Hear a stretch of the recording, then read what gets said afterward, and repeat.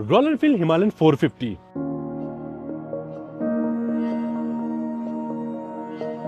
एक ऐसी बाइक जो कि ब्रांड की आइडेंटिटी से बहुत पूरी तरह से अलग थी, लेकिन लॉन्च होने के कुछ महीने बाद ही ये ब्रांड की one of the top hot selling product में से एक बन गई।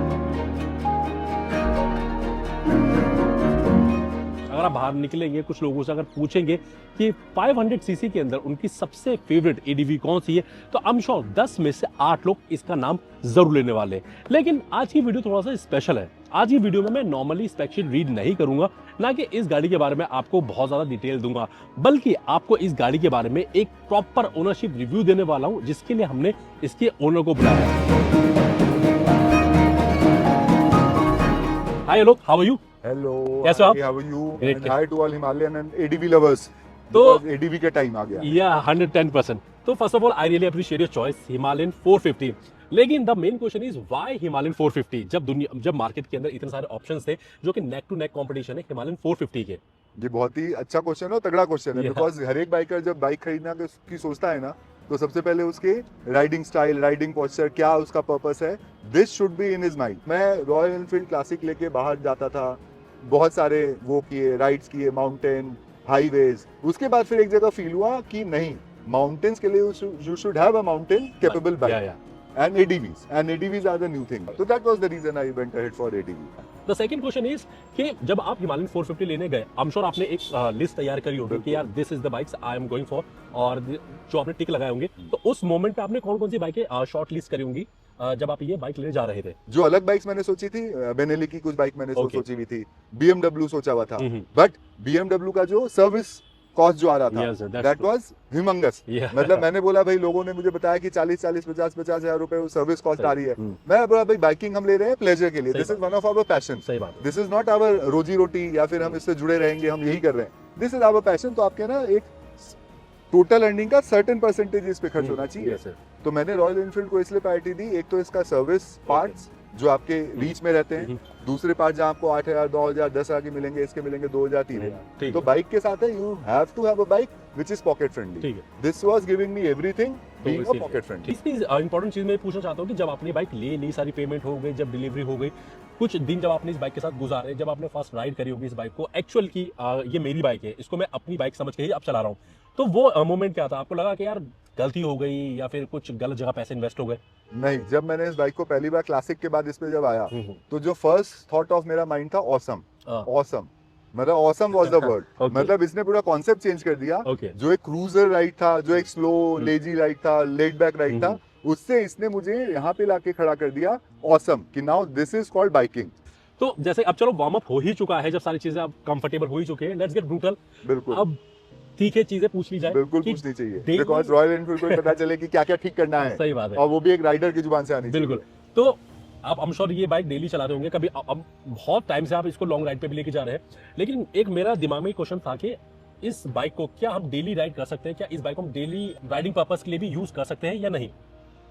मेरा जो फर्स्ट थॉट ऑफ माइंड आएगा, नहीं, because ADVs are not meant to be ridden on city. Okay. इसका नाम ही एडवेंचर बाइक है। आप सिटी में क्या एडवेंचर करोगे? हम्म। हाँ, आप तब लेके चलोगे जब आप बहुत ज्यादा एडवेंचरस हो, जब आपको ट्रैफिक में चलना भी एडवेंचर Okay, लगता हो, कि भाई ट्रैफिक में आप ये कर रहे हैं। हाँ, this gives you certain level of confidence, because ये ऊंची बाइक है, आप दूर तक देखते हैं, तो आपका वो ना विजन क्लियर होता है, तो आप ट्रैफिक में बड़े अच्छे से इसे मैन्यूवर कर सकते हैं। That's true. That is there. Handle बड़ा इजी है, वो सीटिंग स्टांस अपराइट है, जिसकी वजह से आप क्या होता है, कॉन्फिडेंस देती है। इस बाइक पे बैठ के खराब से खराब राइडर भी बहुत अच्छा माना जाता है, because this bike does the work. Okay. तो इसलिए क्या है, सिटी के लिए नो मेरी तरफ से। Okay. लेकिन अगर आपको ट्रैफिक एंजॉय करते हो, अगर आपको मैन्यूवरिंग में मजा आता है कि कट मार लिया, ये कर लिया, कुछ लोग होते हैं जिनको कट मारने में मजा आता है, उनके लिए सिटी है। मेरे लिए this is only meant for highways, touring, mountain. चलो, अब जैसे कि बात आपने बता ही दी ट्रैफिक के बारे में, लॉन्ग टूरिंग आपने इस बाइक के साथ काफी करी, जैसे कि हम ऑफ द कैमरा बात भी कर रहे थे, तो लॉन्ग टूरिंग का जो सिटिंग कंफर्ट है वो कैसा है?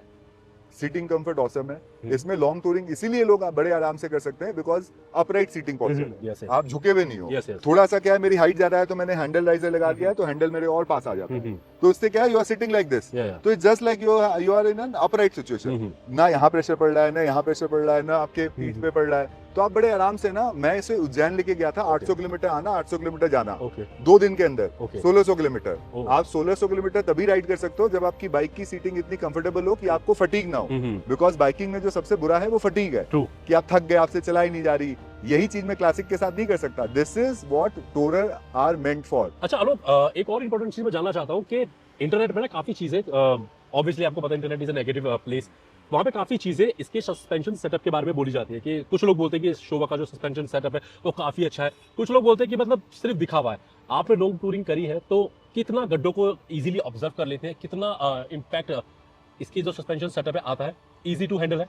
ये बाइक बनी ही इतनी शानदार इसलिए है क्योंकि इसमें शोवा सस्पेंशन Yeah. लगे हुए हैं। ये शोवा की जो सस्पेंशन और ये जो शेरपा इंजन है, थोड़ा सा लो टॉक इसका है प्रॉब्लमेटिक, लेकिन ये जो सस्पेंशन है ये आपको इतना बढ़िया कॉन्फिडेंस देता है। मतलब ये अगर आप इसको गड्ढों में प्यार से निकाल रहे हो तो ये बाइक उसके लिए नहीं बनी। ये बाइक बनी है कि भाई मैं शोवा हूँ, मुझे कुदाओ, मुझे जम कराओ। ये शोवा का मजा ही इसलिए है, सही है। ये ऑफ रोड जाती इसलिए है बिकॉज जो सस्पेंशन जो प्ले है ना, जो लॉन्ग प्ले है, वो आपको इतना कॉन्फिडेंस देता है। आप इस पे सैडलिंग करते हो, मोस्टली हम लोग जब बाहर जाते हैं तो भी सैडलिंग करते हैं, खड़े होकर राइड करते हैं, जहां पे भी ऑफ रोड मिलता है। वो क्यों मिलता है confidence? Just because of this suspension. अच्छा एक और चीज यहाँ पे मैं आपसे जानना चाहता हूँ, जैसे कि इसके अंदर जो इंजन है वो 452 सीसी का लिक्विड कूल्ड इंजन है, 40 पीएस की पावर है, 40 न्यूटन मीटर का पीक टॉर्क है।